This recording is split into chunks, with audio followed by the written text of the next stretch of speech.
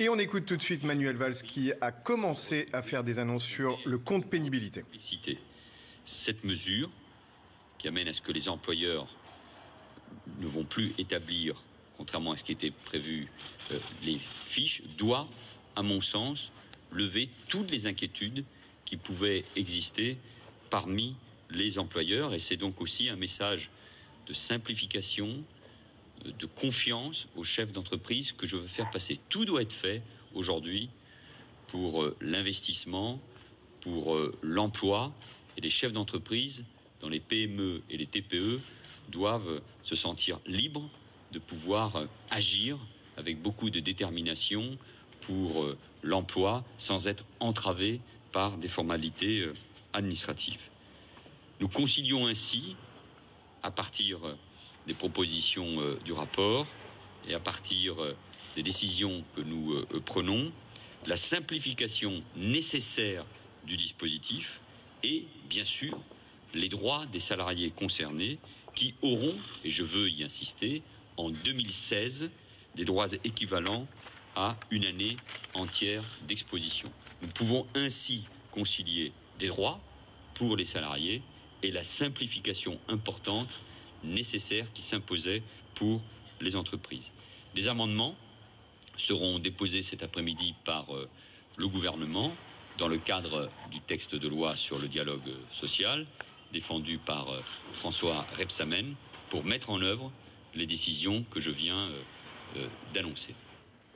Merci beaucoup. Voilà, Manuel Valls qui vient de faire ses annonces en direct de Matignon concernant la simplification du compte pénibilité. Jérôme Libeskind, d'abord, pourquoi ces annonces ce matin ?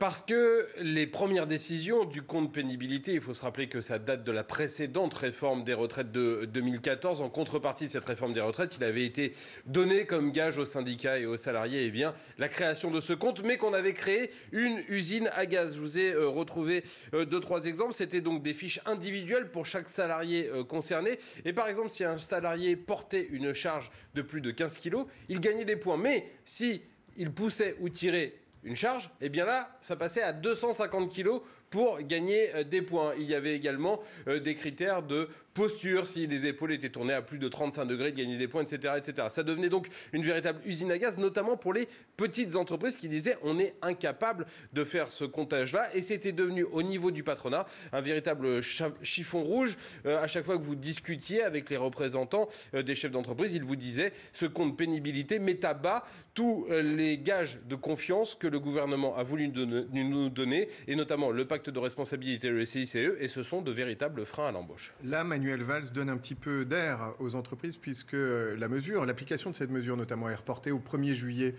2016 et on voit qu'elle est effectivement beaucoup plus simple, en tout cas pour les chefs d'entreprise. Exactement, puisqu'il n'y aura plus ces fameuses fiches individuelles, ce ne sera plus salarié par salarié, mais en gros ce sera par métier. Chaque branche devra se mettre d'accord. Donc si vous êtes carreleur par exemple, il y aura un certain nombre de critères de pénibilité et que finalement vous les subissiez ou pas, eh bien vous gagnerez des points, ça dépendra de votre métier. Pareil si vous êtes fraiseur-tourneur ou si vous travaillez dans un métier qui est très exposé à la chaleur. C'est donc plus simple, mais ça risque aussi d'être plus élargi, c'est-à-dire de concerner plus de monde. Et il faudra donc voir dans les négociations en cours de quelle façon ces critères sont réduits, de façon à ce que ça ne concerne pas non plus des millions de salariés, parce que le but de tout ça, eh bien, c'est qu'avec ces points, on peut partir plutôt à la retraite. Et quand on connaît l'état de notre système de retraite, il ne faut pas que cette pénibilité veuille dire qu'il y aura un afflux de gens qui partiront plutôt à la retraite, sinon ce sera infinançable. Merci beaucoup Jérôme Libeskind pour ces précisions.